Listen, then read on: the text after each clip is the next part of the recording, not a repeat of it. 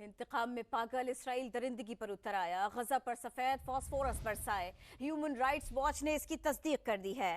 عالمی ادارے human rights watch کا کہنا ہے اسرائیل نے منگل اور بدھ کو غزہ کی بندرگاہ اور اسرائیل لبنان کی سرحد کے ساتھ 2 مقامات پر سفید فاسفورس بم گرائے۔ ٹو اسٹیٹ سولوشنز ہے، 2 ملک 2 آزاد ریاست ہیں، اس پر ہم مذاکرات کر رہے ہیں، اس پر عمل درآمد کرنے کے لیے ہم مذاکرات کر رہے ہیں، پھر بھی کچھ بھی نہیں ہے اور نہ کچھ ہوگا۔ یہ ہے کہ مسجد حرام میں جہاں خانہ کعبہ ہے اور مسجد اقصی میں جہاں پر گنبد صخرہ ہے کوئی فرق نہیں ہے۔ اسرائیل نے غزہ پر مکمل قبضے کے لیے غزہ خالی کرنے کا الٹیمیٹم دیتے ہوئے کہا ہے کہ مسلمان 24 گھنٹوں میں غزہ خالی کر دیں۔ ادھر صہیونی فورسز نے ہزاروں ٹن بارود اور فاسفورس بموں سے غزہ کو ملیا میٹ کر دیا ہے اور فلسطینیوں کی شہادتوں کی تعداد 1500 سے تجاوز کر چکی ہے۔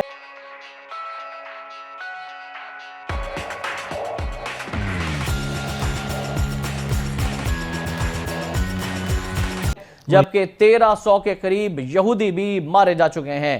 ہیومن رائٹس واچ نے 12 اکتوبر کو بتایا تھا کہ غزہ اور لبنان کے مختلف حصوں میں اسرائیل کی جانب سے سفید فاسفورس بموں کا استعمال کیا جا رہا ہے۔ ناظرین، یہ سفید فاسفورس بم ایک ایسا کیمیائی ہتھیار ہے جو بڑے پیمانے پر تباہی پھیلاتا ہے۔ ہیومن رائٹس واچ کے مطابق اس نے لبنان اور غزہ میں 10 اور 11 اکتوبر کے حملوں کی فوٹیج کی جانچ پڑتال کے بعد سفید فاسفورس بموں کے استعمال کی تصدیق کی ہے۔ یہ سوال پیدا ہوتا ہے کہ سفید فاسفورس بم ہوتا کیا ہے؟ ناظرین، سفید فاسفورس ایک کیمیائی مادہ ہوتا ہے جسے بموں، راکٹوں اور آرٹلری شیلز پر پھیلا دیا جاتا ہے، اور یہ مادہ اس وقت جلتا ہے جب اس کا سامنا آکسیجن سے ہوتا ہے۔ اس کے کیمیائی رد عمل سے 815 ڈگری سینٹی گریڈ حرارت پیدا ہوتی ہے، جس سے گاڑھا سفید دھواں اور روشنی بن جاتی ہے، جسے فوجی مقاصد کے لیے استعمال کیا جاتا ہے۔ جب انسانی جسم پر یہ مادہ پہنچتا ہے، گرتا ہے، تو انتہائی خوفناک زخم بنا دیتا ہے۔ اسے مکمل طور پر کیمیائی ہتھیار تصور نہیں کیا جاتا کیونکہ اسے زہر پھیلانے کے بجائے حرارت اور روشنی کے ذریعے استعمال کیا جاتا ہے۔ سفید فاسفورس سے لہسن جیسی تیز بو خارج ہوتی ہے۔ اور ناظرین، اب آپ کو بتاتے ہیں کہ اسے استعمال کیسے کیا جاتا ہے۔ سفید فاسفورس کو مشکل زمینی آپریشنز کے دوران فوجی نقل و حمل کو چھپانے کے لیے استعمال کیا جاتا ہے۔ اس کے استعمال سے رات یا دن میں اتنا دھواں پھیل جاتا ہے کہ فوجیوں کی نقل و حرکت دیکھنا مشکل ہوتا ہے۔ در حقیقت یہ دھواں انفرا ریڈ اور ہتھیاروں کے ٹریکنگ سسٹمز کے افعال بھی متاثر کر دیتا ہے۔ جب فضا میں دھماکے سے سفید فاسفورس پھیلا دیا جاتا ہے تو یہ زیادہ بڑے علاقے میں پھیلتا ہے اور بڑے پیمانے پر فوجی نقل و حرکت کو چھپانا ممکن ہو جاتا ہے۔ پرہجوم علاقے جیسے غزہ میں اس کے استعمال سے شہریوں کو خطرات لاحق ہو گئے ہیں۔ سفید فاسفورس پر مبنی ہتھیار اگر زمین پر پھٹتا ہے تو متاثرہ علاقہ محدود ہوتا ہے، جبکہ دھواں دیر تک برقرار رہتا ہے۔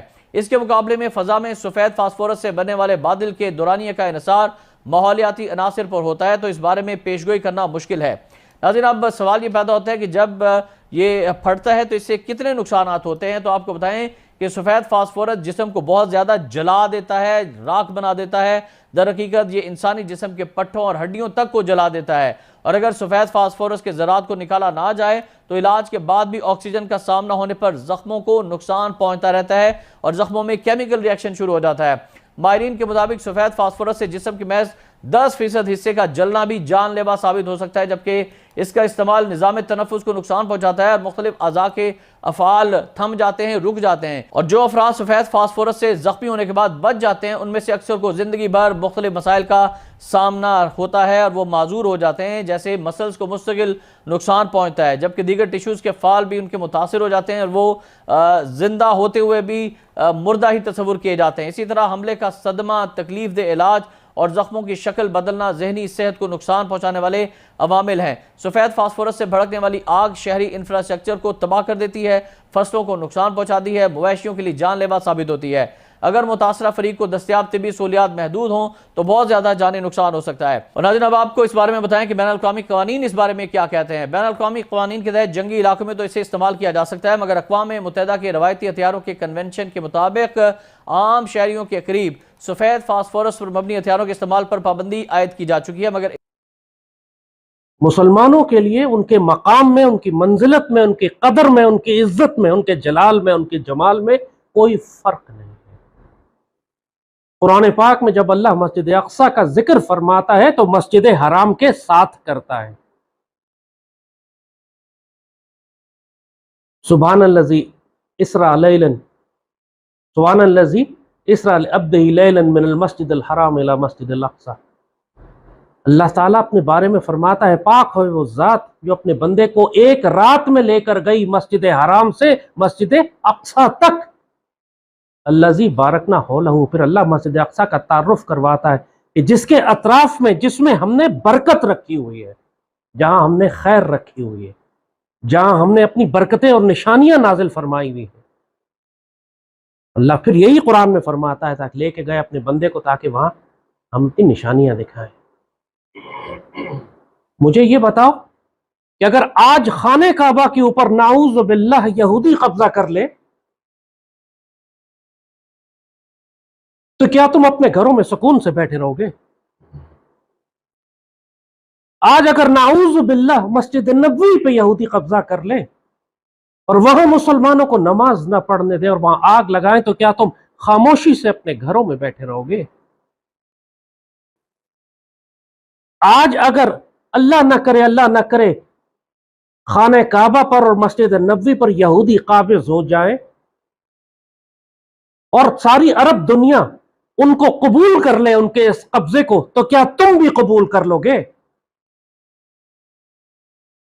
अगर सारी दुनिया के अरब इस्लाम छोड़ दें, तो क्या तुम भी इस्लाम छोड़ दोगे? क्या तुम इसलिए मुसलमान हो कि मिस्र, इराक, शाम और हिजाज के लोग मुसलमान हैं, या तुम इसलिए मुसलमान हो कि तुम सैयदी रसूलुल्लाह का कलमा पढ़ते हो?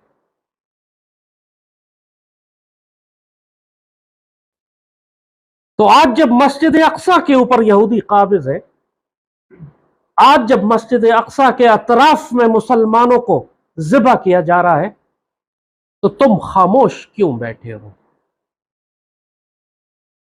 तुम्हारे तन बदन में आग क्यों नहीं लगी हुई? तुम्हारी जिंदगी हराम क्यों नहीं हो गई? तुम अपनी जिंदगी की खुशियों में, अपनी तिजारतों में, अपने कारोबार में, अपने बीवी बच्चों में, अपनी औलाद में, अपने मालो दौलत में गुम कैसे हो? तुम्हारी आंखों से आंसू क्यों नहीं निकलते? तुम्हारा माल इस रास्ते में खर्च क्यों नहीं होता? तुम्हारी जबानें जो हर खुराफात पर तेज तेज चलती थी, यहां पर यहूदियों के खिलाफ खामोश क्यों है?